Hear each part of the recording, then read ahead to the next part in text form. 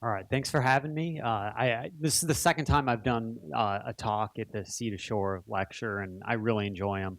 Not only because I got out of teaching two classes and my TAs took over, one on post-processualism and archaeology, so I was really happy to miss that one. I feel like I'm commanding a space shuttle right now, so I'll try to get used to this. So I'm going to start at the end. I usually at the end I thank all the people that I need to thank, but I'm going to start at the beginning this time because it always feels a little rushed. I've been doing work on the islands, and it's a real privilege to work out there for the last 10 years. That's where the majority of my research is conducted. And you all know the incredible job the national park does. And from my end, the two probably most important people and helping me with every from permits to minor logistical problems. I was just talking to Ann about getting a vehicle in January for some research on Santa Cruz. Are Ann Houston and Kelly Minus, who on a shoestring budget manage all the incredible cultural resources on the island. So they are integral to this research, and also the Chumash community has been really supportive. We try to do things in the right way, involve all our work, and be very transparent in what we're doing, and create a low impact research agenda for the Channel Islands that is mutually beneficial for the Chumash, for researchers, and for the park. So thanks to all them, and we'll get everybody else at the end. All right, so what I'm going to do today is I'm going to talk about 500 years on eastern Santa Rosa Island and life in a Chumash village. But what I thought I'd first do, I assume we have a wide variety of knowledge about the prehistory, the ancient history of the Channel Islands. So I want to sort of take you through what we now know about the history, the cultural history of the Channel Islands. And show you some of the new research we've been doing. We're working on the entire Holocene 10,000, 13,000 year history on the islands, and sort of take you through that story and what we know today. And that really sets up a description of what life was like the moment before Spanish arrival in 1542 on the Channel Islands. And then I'm going to wax philosophical just really briefly at the end about why some of the larger issues involved in this research and why, at least from my perspective, I've become so interested in this kind of research agenda, and some overlap that the archaeologists have with the biological managers and the managers of the flora and fauna of the park and the marine sanctuary. So let's start here. This is the obligatory map of Southern California. You all know where you're at, and you certainly know about the northern and southern islands here. Channel Islands Park being the four northern islands, plus Santa Barbara, and then of course the related southern islands of down to San Diego.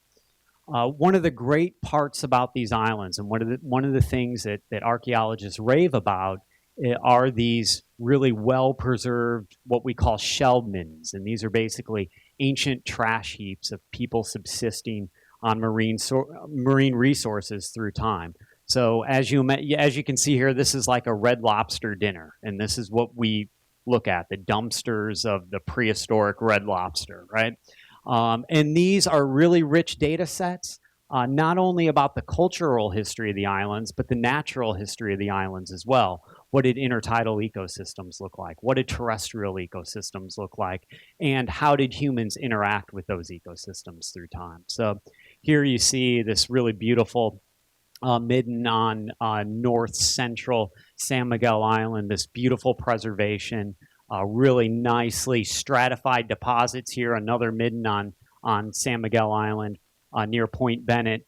This is about a 3-meter deep deposit that represents somewhere on the order of 3,000 years of human and natural history. And we say these are so well preserved partly because they don't have a strip mall running through them like we often have on the mainland, but also because there are no burrowing animals on these islands, like things like the hated pocket gopher that'll churn up sites. And so we know if we're careful in our excavations and careful in how we view these sites, we know generally that the stuff on top is younger than the stuff on the bottom, and these are time sequences through time. So to just give you some example of this, this is a spot on San Miguel Island. This is a massive dune complex, and each of those little dark layers that you see in this massive sand dune that is built up over 7,000 years is a shell midden and a snapshot in time. It's a postcard from the past about what people were doing and what these ecosystems look like through time. This over 7,000 years of human and natural history in this one spot. To give you some scale, here are 2 people standing on top of that massive dune. So this is what archaeologists really love about these islands. The natural beauty as well, but these just unbelievable archaeological records. All right, so I'm going to take you through the cultural history, but I have to do a little natural history of the islands as well. So when you think about the islands over the last 13, 14, 10,000 years, they are dynamic places, right? They're dynamic ecological systems. The northern Channel Islands looked very different 13,000 years ago, all the way up to 9,000 years ago, in that the 4 northern islands, and you can see the modern outlines today, coalesced into one large island. So this is what we call Santa Rosa, and sort of the orange is the 14,000 year shoreline, and then moving in through time. These islands really didn't separate or begin separating, San Miguel to Santa Rosa to Santa Cruz, and Anacapa. Those land bridge didn't remained open until about 9,000 years ago. So a very different island geography today. And when we think about archaeology, not only are we working on these very fragmented archaeological sites, these postcards of the past, but you think about people who are oriented on marine resources living along coastlines 10, 9, 13,000 years ago. Those coastlines are now submerged. So much so that we're talking about 60 to 70% of the island 13,000, 14,000 years ago is now underwater, right? So we're missing a huge part of the history of the islands. And one of the ways that we deal with this dynamic landscape is to think about some of the resources that might have attracted people away from those paleo coastlines. Looking at places like caves and freshwater sources and chert sources that may have pulled people inland, at least for times, so we can get that entire Holocene history of the Channel Islands. So doing this work, what we start to build is a really interesting cultural history on the islands that not only include people through time, but their technologies through time. So we can see the evolution of these maritime adapted people, the Chumash and their ancestors, in terms of their fishing tackle. These are the earliest fish hooks in all of North America. They're bone bipoints. They're basically bird bone that are sharpened on both ends, attached to a line. And the evolution of these 10,000-year-old fish hooks to circular shellfish hooks later in time. We, in some cases, get basketry and woven material that can tell us about fishing nets and baskets and hopper mortars and all of these fiber technologies. Changing hunting technology through time. So projectile point technology, shell bead evolution and exchange through time, and then boating technology through time as well. So coupled with this archaeological record of human change, we also have a astonishing record of paleoecological change. So this sort of fuzzy graph, my students are always roll their eyes in the back of their head when I throw these things. I love squiggly lines, right? And this set of squiggly lines is basically sea surface temperatures in the Santa Barbara Basin through time, and precipitation through time. And so we not only have a cultural record, but we have this paleoecological record, and we can look at sort of the relationships between natural climate change and changes in cultural systems through time. Okay, so at Spanish arrival at 1542, when Cabrillo first made it to the Channel Islands, what they saw were the Chumash living on the northern Channel Islands and the mainland, speaking independent dialects of Chumashian, and involved in this complex trade network that linked the islands to the mainland. And then, of course, the Gabrielino on the southern islands linked to the mainland as well in a similar sort of exchange network. And the Chumash and the Gabrielino involved in an exchange network as well. I put this up here to show you that what we see based on the archaeological record is increasing populations through time. And all of this was accomplished. And what was accomplished was the highest densities of hunter-gatherers ever recorded in the world. Or there may be a little argument in that. You get some of my archaeological colleagues, they may have some argument, but some of the highest densities of hunter-gatherers living in permanent villages ever recorded in the world. So they accomplished this through the bounty of the Southern California coastline, right? So terrestrial resources on the mainland, but the bounty, primarily the bounty of the oceans on the island and the coastal mainland. They did this without growing their own crops. They developed chiefly level complex societies, never growing their own crops, again, just focused on marine resources through time. All right, so the story of colonization of these islands starts with this, and you've probably all heard this story. This is the Arlington Springs site. It's been dated to 13,000 years ago. It was first found by Phil Orr, who was an archaeologist at the Santa Barbara Museum of Natural History. And the Arlington Springs site, John Johnson has done a lot of work on the Arlington Springs remains, human remains.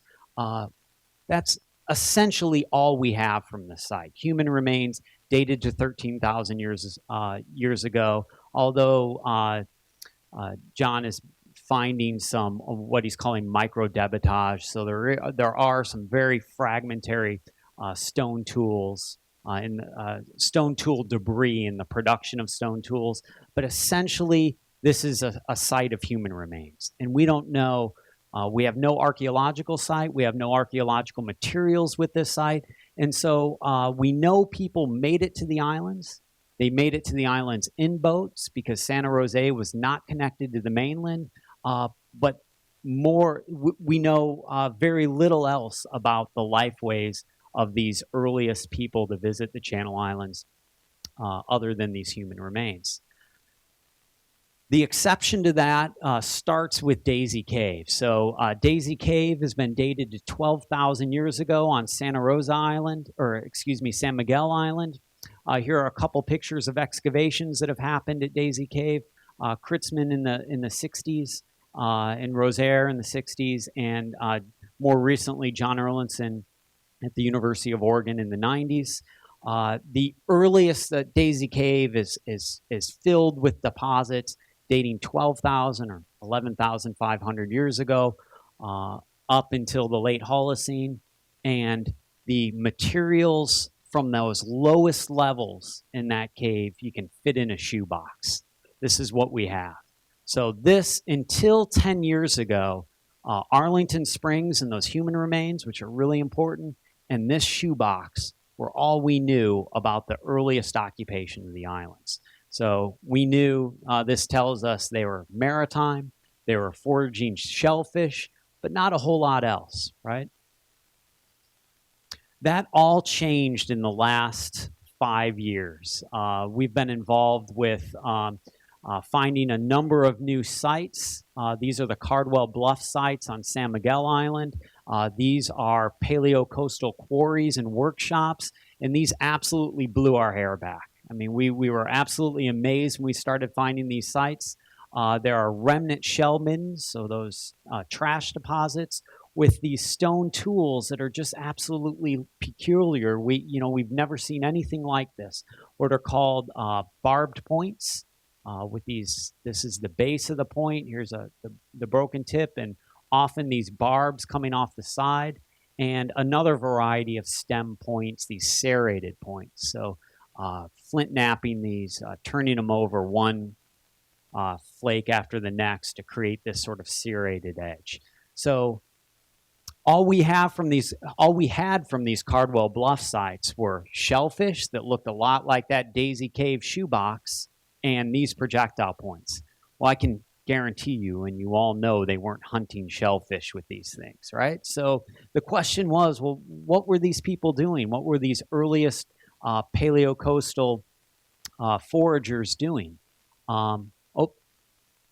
Here's some more of those points from this site. These Channel Island, what are called Channel Island barb points, have these nice barbs and a stem on the bottom. Crescents that have been found on the mainland as well. These are eccentric crescents and sort of normal moon-shaped crescents, and these stemmed serrated points that look to be similar but a little bit different than Channel Island barb points. So we did some work, some colleagues at the Smithsonian, Torben Rick and then John Erlandson headed this. They did some work surveying near Arlington Springs where those human remains were found, and they found an important site, SRI 512 West, not terribly exciting name, but in a series of other sites. And at this site, they found a very similar technology dating to almost 12,000 years old. These Channel Island barb points, crescents, and other kinds of stemmed points. And faunal remains that are much different than what we see at these other early sites. So these points are associated on Santa Rosa with waterfowl, like the now extinct flightless duck and Canadian geese and all sorts of waterfowl, seabirds, sea mammals, and fish bones. So the first indication that these were not just shellfish foragers, but they were also maritime hunters, maritime gatherers, doing some fishing, sea mammal hunting, and waterfowl hunting as well. So over the last 20 years, really spearheaded by John Erlandson at the University of Oregon, the earliest lifeways of these first occupants of the islands are really starting to come to shape. You just think about San Miguel, the second smallest of the northern Channel Islands. We now have over 50 sites that are older than 7,500 years old. Right, so we're now starting to understand that there were some expert flint knappers. There were people doing a lot of hunting and gathering of a wide variety of marine resources, and probably a lot more people on these islands than we ever imagined. Before, 10 years ago, 20 years ago, all us archaeologists working on the Channel Islands assumed that the islands were occupied sporadically, perhaps seasonally, and by small groups of very mobile hunter-gatherers, foragers. So that story is starting to crumble, and it seems like there's a lot more people out on these islands today. And then I put this, this is a zoom up of Santa Rosa. So you can see where we're finding these sites all over the modern topography of the islands. All this coastal submerged landform is underwater and essentially lost to us. So we're only getting the tip of the proverbial iceberg. Contrast that with the southern islands. It's really only a handful of sites that are older than 7,500, and one site that I would say is really well documented, Eel Point on San Clemente. All right, so that brings us, in the next several centuries, during a time we call the Middle Holocene, about 7,500 years ago to 3,500 years ago, we see these first island foragers start to diversify their economies. So they start going after a greater range of shellfish harvesting, sort of smaller resources, more intensely, and increased reliance on fishing and kelp forest and nearshore fishing. Some of the first appearances of new bead technology and bone technology. These are highly fragmented. This is a porpoise bone, probably hairpin fragment of it, and this is just an unidentified bone remain, sea mammal most likely, that's been incised along it. It's hard to determine what these are, but new kinds of shell ornaments being produced, new kinds of technology like mortars and pestles, people starting to settle down, populations expanding, and for the first time, starting 7,500 years ago, the first evidence of permanent island settlement. And as archaeologists, we say that these islands were first settled when we see the classic semi-subterranean house pits on the Channel Islands. So this is the first time these show up. And again, probably rising populations, a more diverse economy, people settling in, and this time of probably economic and social stability during the Middle Holocene. We also see increased trade ramping up. One of the coolest sort of little stories, tidbits, this is more related to the southern islands, are these Olivella grooved rectangle beads that start to show up on the southern Channel Islands and linked up, and they show up in central California with Uto-Aztecan people. So more mainland island trade ramping up. And for the first time, we see evidence that people start to bring domesticated animals or transporting animals to the island. The one domesticated animal that the Chumash brought out was the domesticated dog. And so starting about 6,000 years ago, we see for the first time dogs being introduced to the islands, showing up in both southern and northern Channel Islands. All right, at 3,500 years ago, this signals what we call the late Holocene, and things rapidly start to change.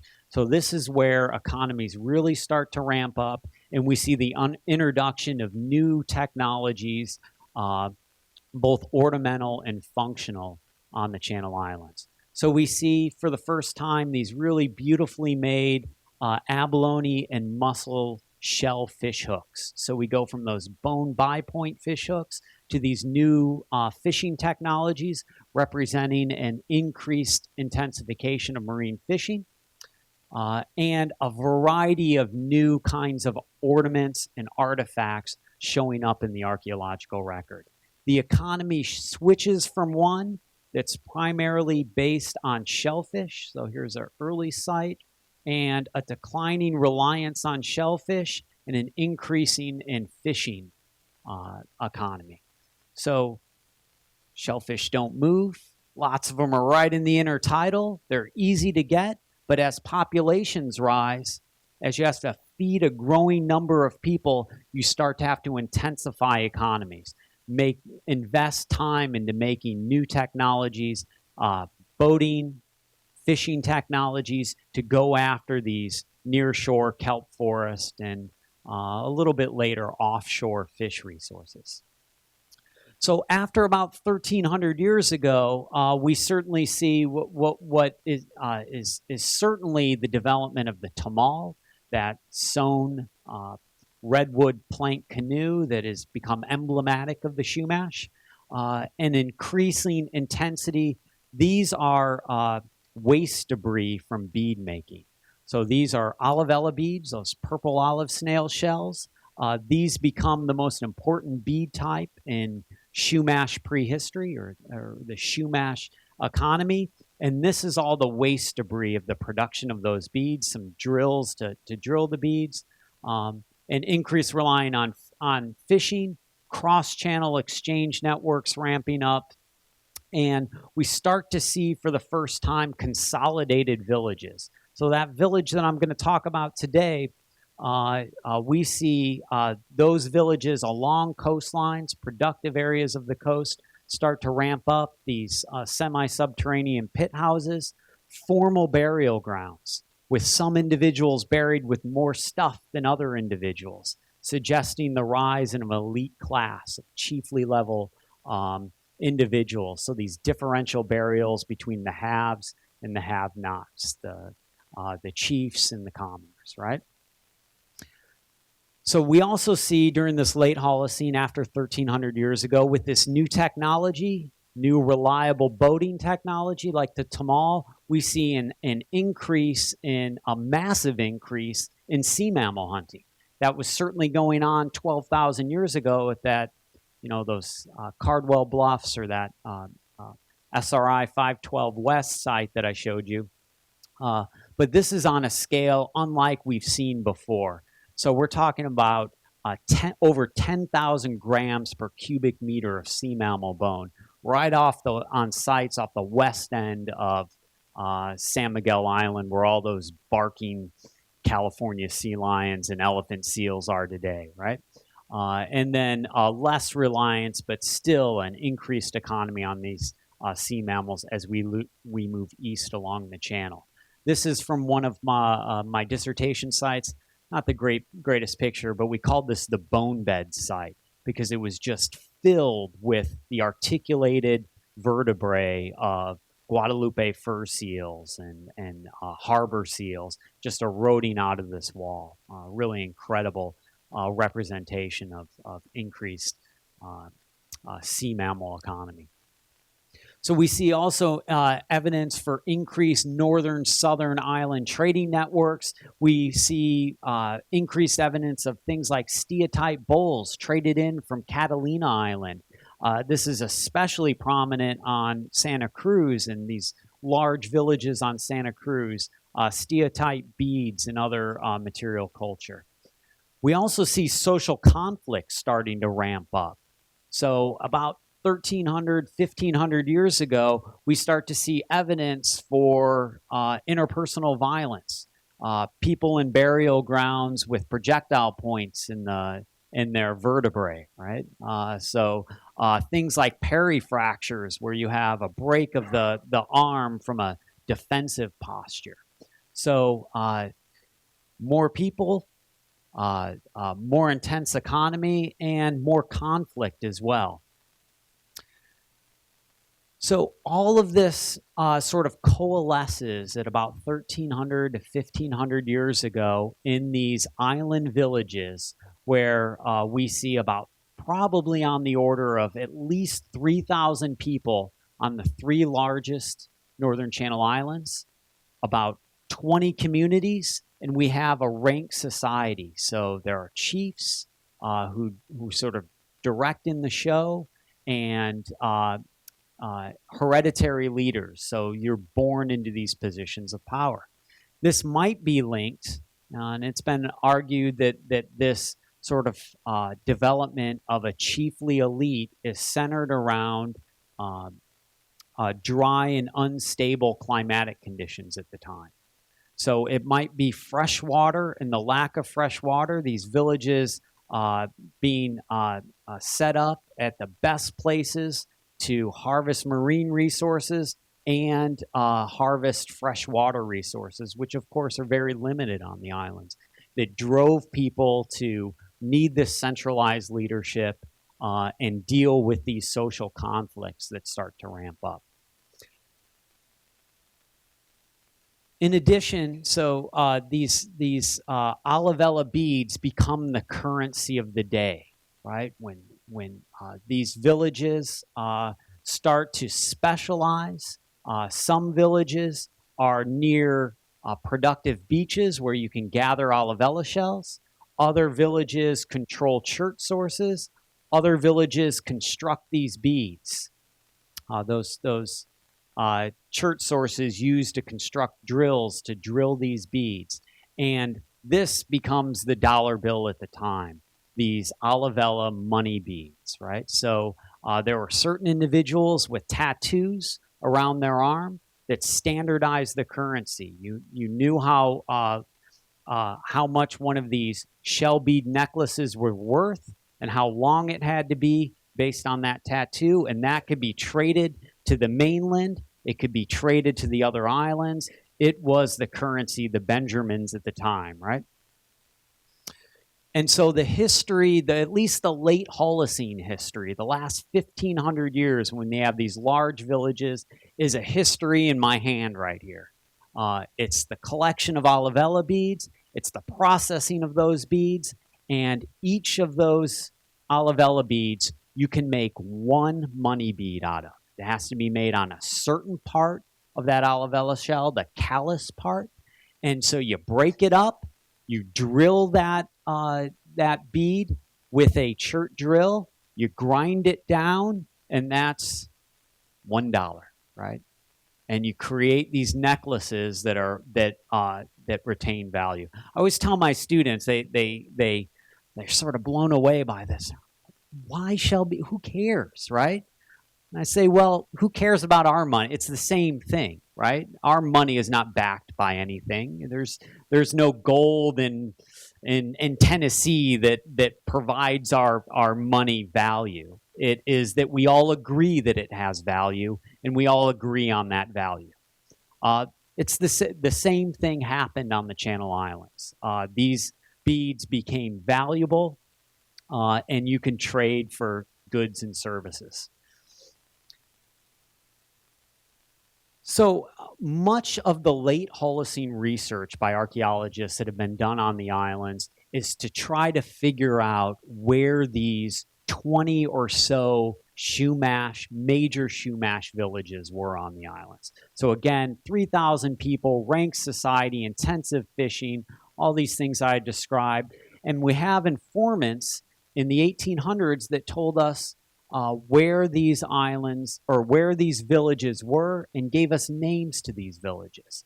And so archaeologists have gone out and set out on a research agenda in the last 30, 40 years to try to find and find these villages on the ground, go and ground truth these villages. So this is, we've been fairly successful with this. 11 of the 21 named villages in the historic record that we know of have been identified archaeologically, that we're pretty certain about. 8 of them we're less certain about, and 2 of them remain undetected. And you're all sitting there like, you guys can't figure this out? The 21 biggest sites on the Channel Islands, I'll go find them, right? It's not quite that easy. The islands have undergone a lot of change. Many of these sites are vegetated, and certainly the islands are rugged. And there are other sites that can look a lot like these historic villages. So what we need to do is go to the sites, radiocarbon date them, and try to find evidence that these were occupied at the moment of Spanish arrival and would likely be one of these 21 villages. So I've tried to do this at a village on eastern Santa Rosa Island. This is Shweshway. Any way you cut it, this is one of the most important villages prehistorically on the Channel Islands. There was 119 recorded baptisms at this village after Spanish occupation. The village had 2 chiefs. I guess if you cut it by house pits, it's not one of the largest, but I'll kind of show you why that is. We're really getting underrepresented.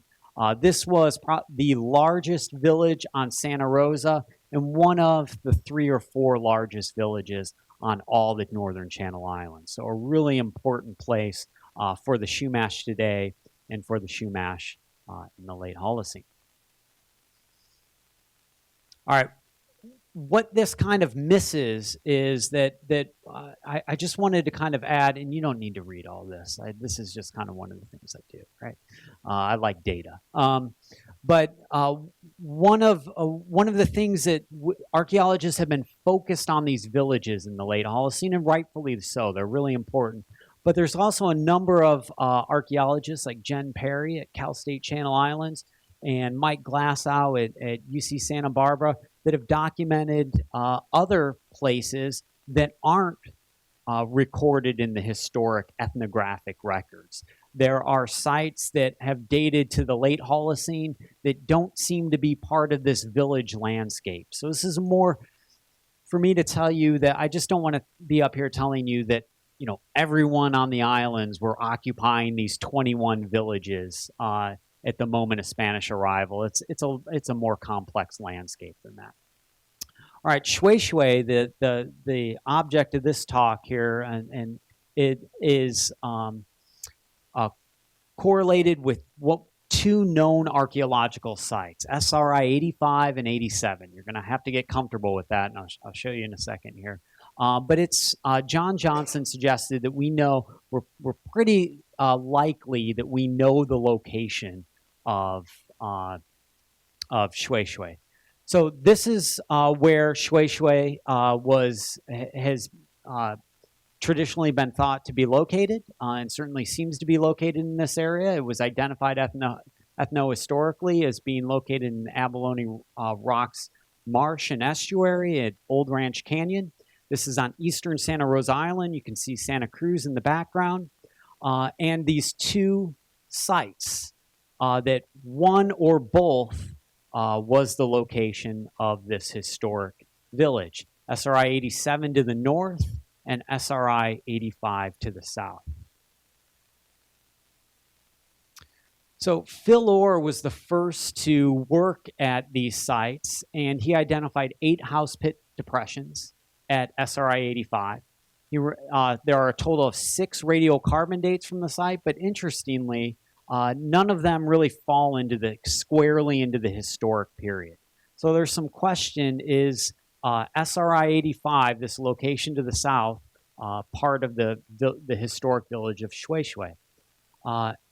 SRI 87, there has been identified 8 house pit depressions. Because of blowing sand and vegetation cover, none of those are visible today.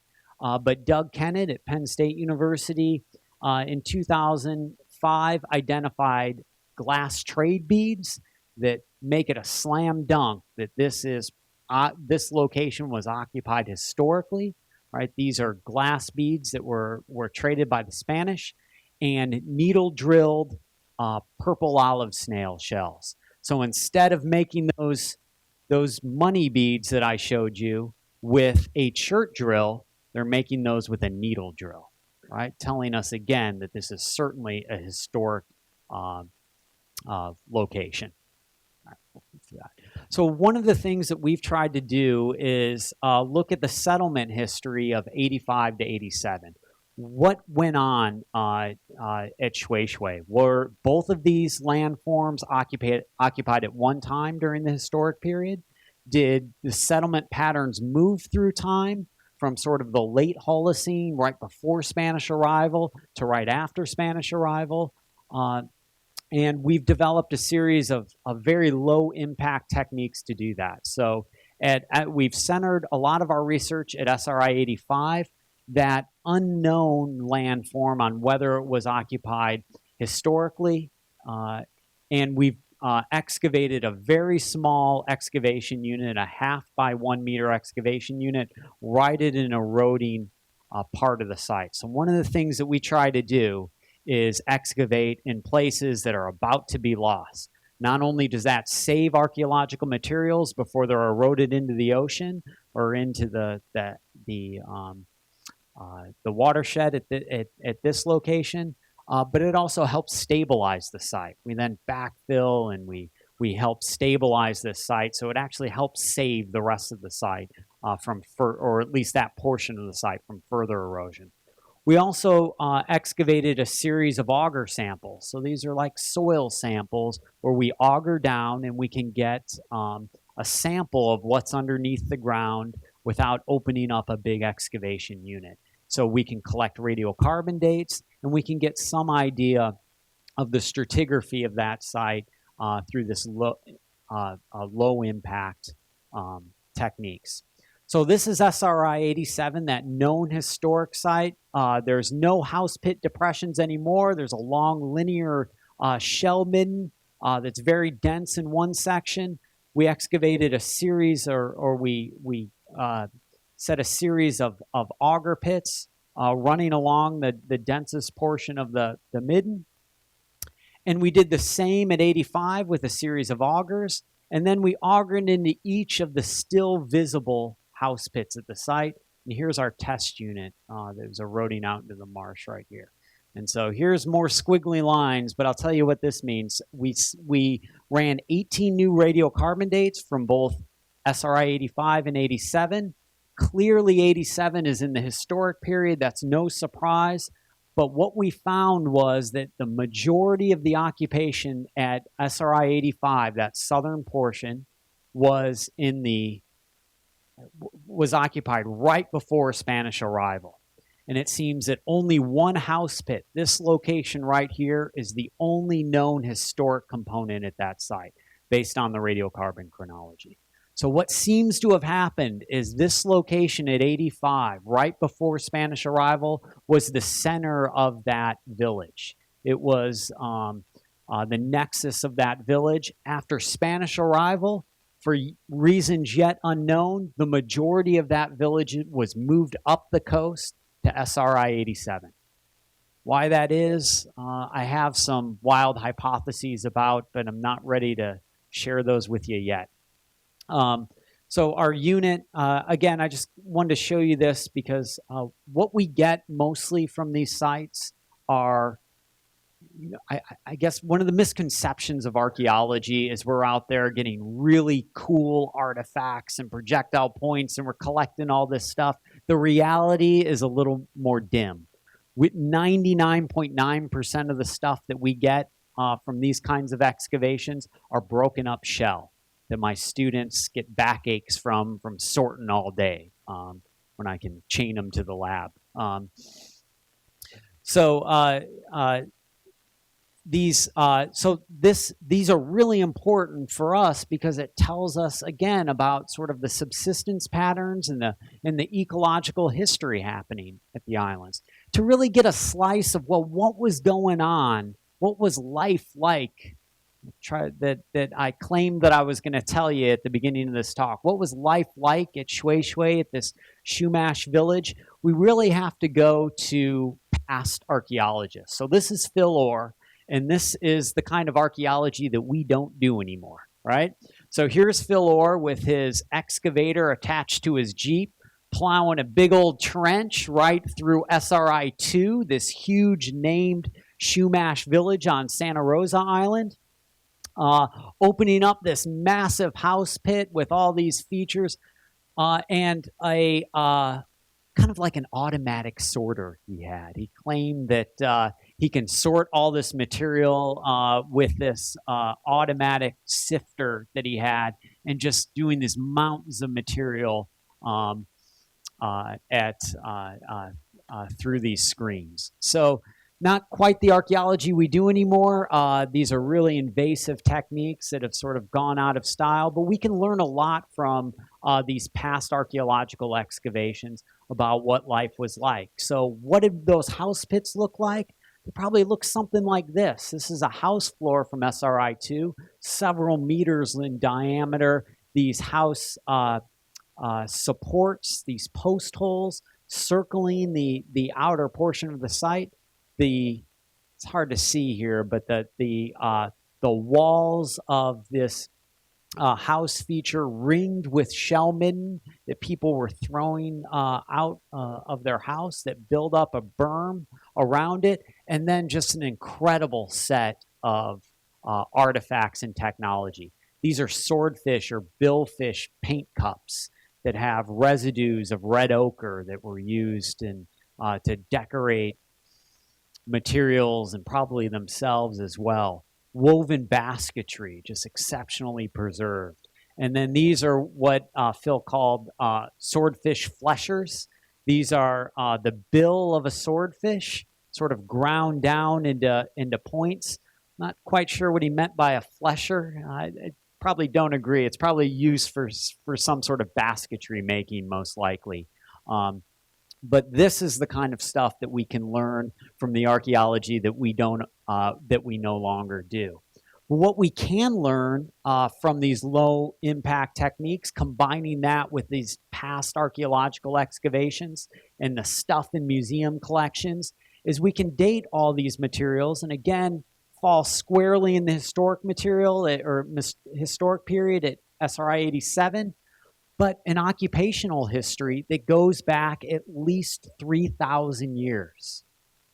So we get lost, I guess. We do these massive excavations and we learn about the last moment of occupation or the zenith of occupation of these sites and get wooed into this really cool archaeology. But the reality is these landforms have been occupied and these villages probably expanded, at least Shweshway here, for 3,000 years, and sort of some real settlement dynamics happening. At SRI 85, this should have been earlier. This is a little out of sequence here, but we do have that one site or that one radiocarbon date on that one house pit that is historic in age. And we also have other indications that it might be historic because we have one bead. It's just one, but so far we just have one bead that seems to be clearly needle drill. So kind of fitting with this idea that there were some major changes that happened at Spanish arrival. All right, so some temporary conclusions because I'm not done after this. But what can we learn? Well, this is Shweshway. I never told you this. Shweshway means bird droppings. And I found this picture. It's like, yeah, that makes a lot of sense, right? So there are times you go out to this beach. Here's back sort of in the foreground behind you, if you're standing here, would be 85, 87 would be in front of you, right? So you have this massive beach with probably littered with bird droppings. There are a lot of birds out there today. Probably would have been even more at the time this village was occupied. So these late Holocene historic landscapes are really dynamic, and we have a lot more to do than just to identify where these villages are. We have to know what happened at these villages. What was life like at these villages? When were they first occupied? What happened over that period of occupation? So a lot of really interesting questions we can get at. So that this occupational history, and so for this side, we covered this, that 3,000 or 3,200 years of occupational history that is dynamic, that changed through time, and getting at that dynamicism is something that I think is really interesting. So why do I do all this? Well, I don't do it all because I love to sort tiny pieces of broken shell, because the reality is I spend a week on the islands. I spend about 6 months with thicker and thicker glasses and backs and students chained to tables to sort. But one of the things that we're trying to do in one of our research agendas is something we call historical ecology. And this is the idea that archaeology is becoming an essential component of resource management today. That I really believe that archaeologists, or at least archaeological data, because you don't want me to make modern management decisions. That's for folks in the park and people that are well trained to do that. But I think that the data that we can provide can help make good management decisions moving forward. So part of that is what we need to know about the islands, for example, the marine ecosystems, for example, on the Channel Islands, is what did they look like at Spanish arrival? We know that the ecosystems today are very different than they were in the past. I mean, we could just talk about, we can just be really simple and say, there are no otters here today in the past. Otters have been were in these marine ecosystems for tens of thousands, hundreds of thousands of years, all through this cultural history on these Channel Islands. So they are prime predators. They are important apex predators in these ecosystems. they're not there today.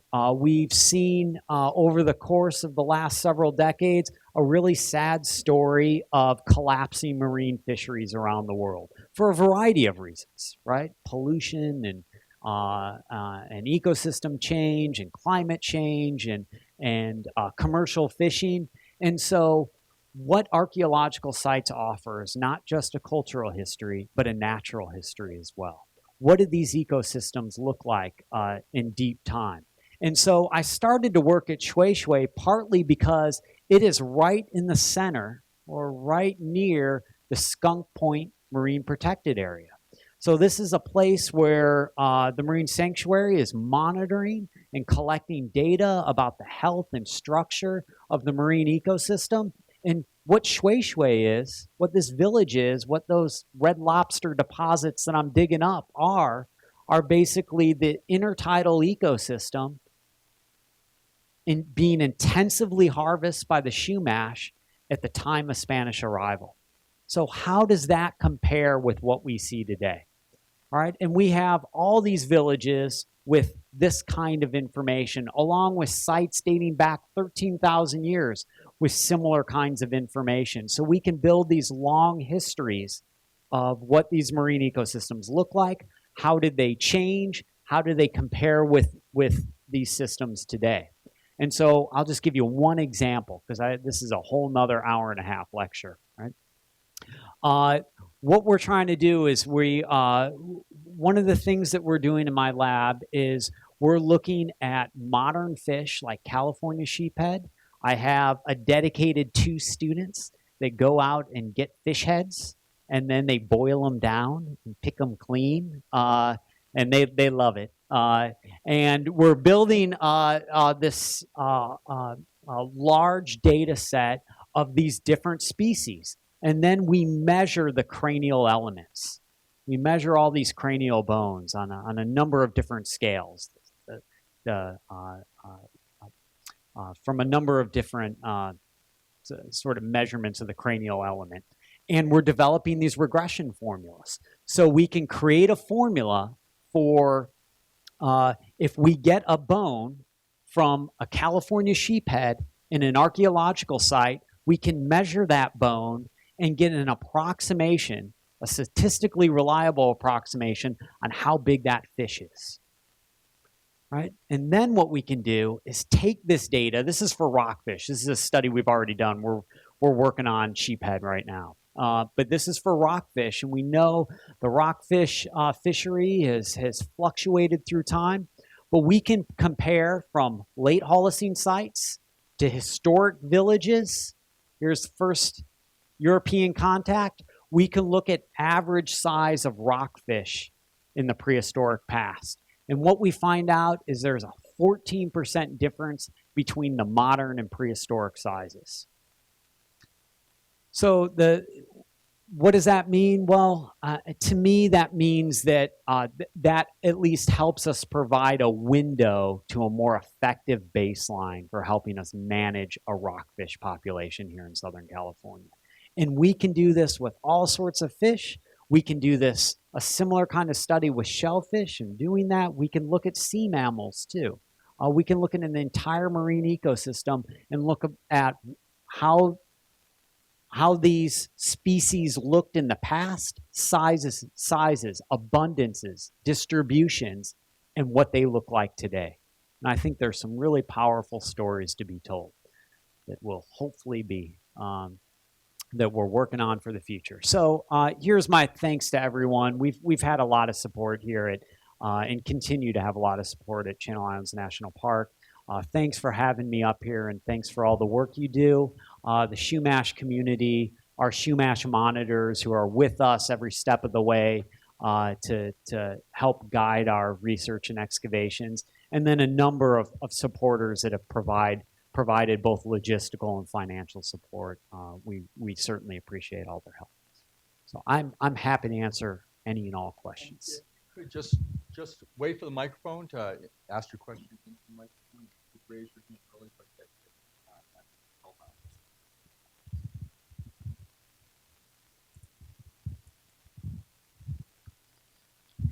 How much does it cost to data site? I'm curious. nice. Sure. Yeah. Well, to run a single radiocarbon date now costs about $200, and that's actually there's a new lab that costs about $200. It had been about $330. Uh, but dating a site with one single radiocarbon date, that's just it doesn't cut it, right? So we date sites, and sometimes we run a single date, but we also use other indicators too. We look at the soil and the stratigraphy. We look at the artifacts that are being found, and that helps us put things in sort of a time perspective. So there's lots of ways we date sites. It's not just radiocarbon dates. It's looking at, the way a shell bead is made. Does that tell us about what the potential age of that site is? But we often run multiple radiocarbon dates and use a lot of free techniques, knowing about material culture and stratigraphy and things. You talked about needle drilling and chert drilling on the beads. Yes. Were they at the same time, or was one earlier than the other? So chert drilling was first. The primary way to make a bead prehistorically, prior to the Spanish, was using a chert drill. The way that drill was made changed through time, the shape of it. Sometimes they're trapezoidal and triangular, and we know that sequence. But once needles came in, were introduced by the Spanish, it seems as though that people were needles don't really need to sharpen them as much. They last a lot longer. It became a needle drilled economy. So after Spanish arrival, and really, I say after Spanish arrival was in 1542, but really after Spanish occupation, and there was this hiatus between Spanish arrival and then the mission period. Todd, is there an SRA 86, and do you think that the location almost at sea level of SRA 85 and 87 can be explained by being bifurcated by water runoff or high tides, that maybe they were integrated as one larger site that has been split through 3,000 years of erosion? That's a great question. We've done paleo-ecological reconstructions of this location, and so that there was always a separation in these landforms. So it doesn't seem to be what we would call a taphonomic process, an erosion of some landform. There was actually a paleoestuary in this site, so there was always this huge drainage running right through the center of these two sites. So that's probably not what's going on here, although certainly the margins of both of these sites have eroded, over the last 1,500 years, 3,000 years, right? So there is some of that going on, but it isn't like a loss of an entire landform. SRI 87, or 86, excuse me, there is an 86. And the way we record archaeological sites is someone does a survey, they fill out new site records. In this case, Phil Orr recorded these. You send in those site records to a central location, and then numbers are assigned. So it's not always that you go 85, 86, 87. It just depends on where and how the region was surveyed. So 86, there is an 86. It's not located it is located kind of close, but not associated with these two sites. Thank you. My other question is the vertebra that has the projectile point in it. Is that from an island? If so, which one, and in whose collection is it? So that, I don't know offhand what site that's from. That's Patricia Lambert's work, who's at Utah State University now, I believe, and she worked with Phil Walker, excuse me, at UCSB, and those are all from museum collections that were excavated in the 50s, or by Phil Orr and other people that were doing. Yeah, so these islands, I think that one, those sites are from Santa Rosa, but I'm not sure. But one of the things that we, to work with skeletal remains. I mean, that's not something we do anymore, right? So we're not excavating any burials. That doesn't go on anymore, and there's laws in place by that. So all of that stuff is based on analysis of museum materials. Todd, Dr. Glasgow's latest find, he says, is about 9,500 years ago near Potato Harbor, Santa Cruz. And why? I'm curious that if that's true, then that was Santa Rosa, and we have one island, and we have that as a very high elevation. And right.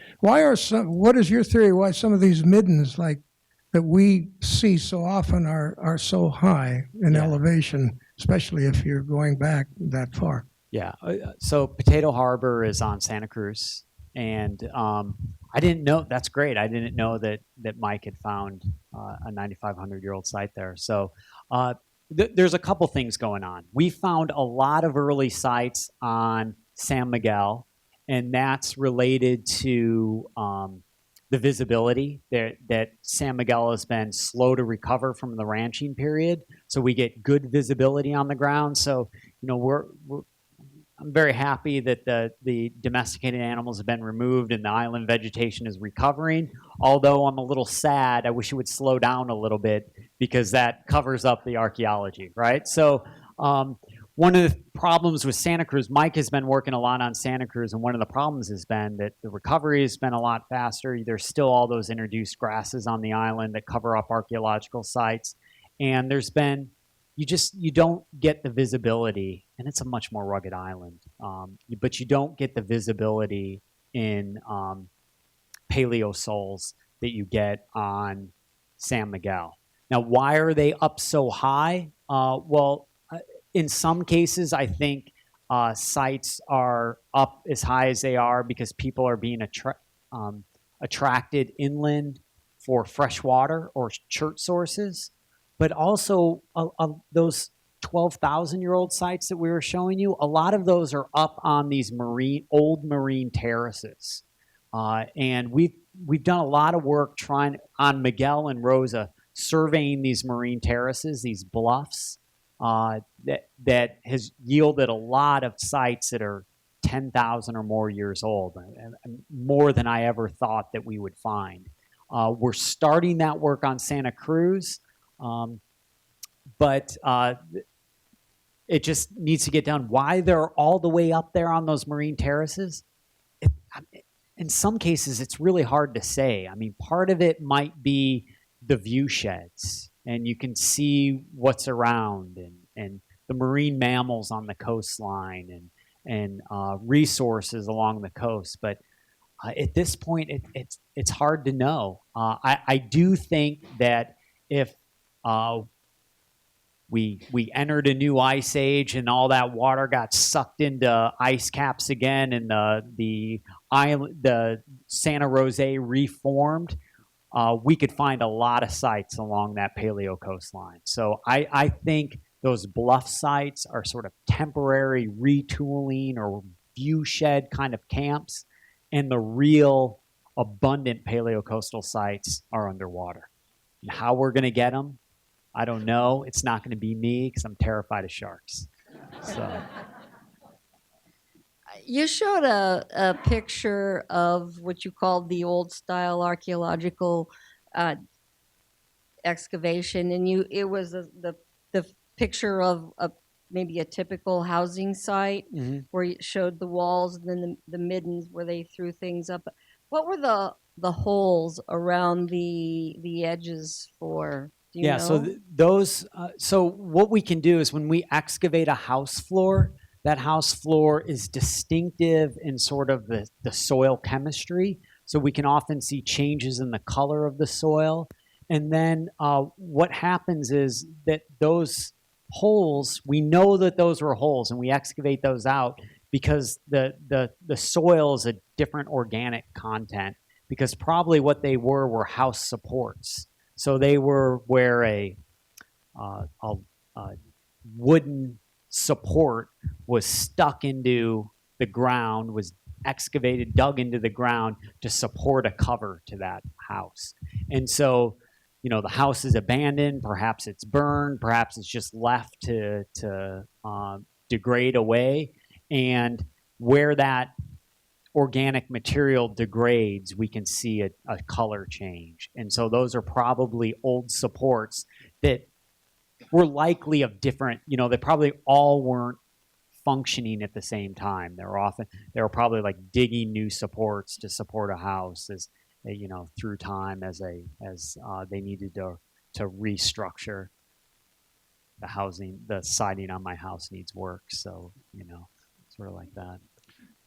Did I hear you say that you're not doing any more excavation of the house sites? You're just going to put down the dowels and? Well, yeah. I mean, we're working at the sites, but we tend to dig very small samples, and so opening up a whole house pit, I don't see that as a practical way to do archaeology anymore. And I think Ann would probably agree with this, and Kelly would agree with this.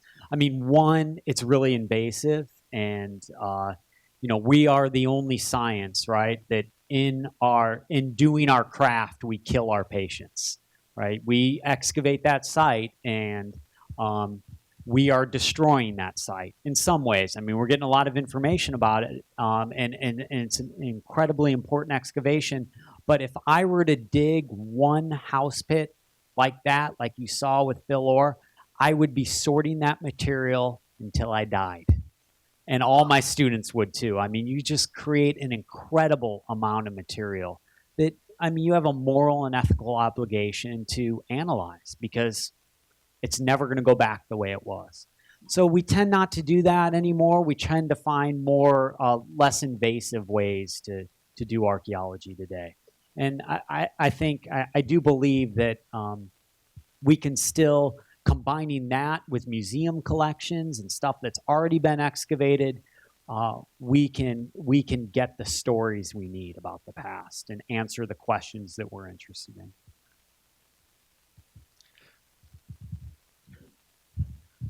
You have not touched on the water sources for these villages. The villages seem to be evenly scattered through the islands, and yet the water sources that we know today aren't. Yeah, I mean, that's a great question. Most of these villages that we know about are near reliable water, but in some cases they're not, as you point out. I think one of the things that we're learning, and even in the short 10 years that I've been out on the islands, one of the things that I've really been surprised about is you go out there today, and since these animals have been removed from the islands, one of the things that's happening is these dune aquifers are really recovering. And, I'll go out to the islands today and see what, I remember as being just a drip, right, of fresh water to now being a reliable, teeming source of fresh water. So I think as the islands continue to recover, continue to be managed, native vegetation starts to ramp up, I think we're going to be really surprised about what the hydrology of the islands really is. The story has long been by archaeologists that the islands were marginal compared to the mainland. And that, I'm not sure that I believe that anymore. I don't think they're really that marginal. And we used to say they were marginal because they didn't have enough fresh water and they didn't have enough plant resources. You can't live on protein alone. You get protein poisoning, and wouldn't be good, right? You need some carbohydrates. And I think the island aquifers are recovering and the plant resources are recovering. Things like blue dicks are just all over the islands now. It's absolutely incredible. So, though the ranching period is a really cool and important historical part of the parks, it was also in a lot of ways a tremendously transformative period to the parks. And now that we've moved away from that, I think we're going to continue to see it transform. Well, thank you, Todd. That was a fantastic presentation.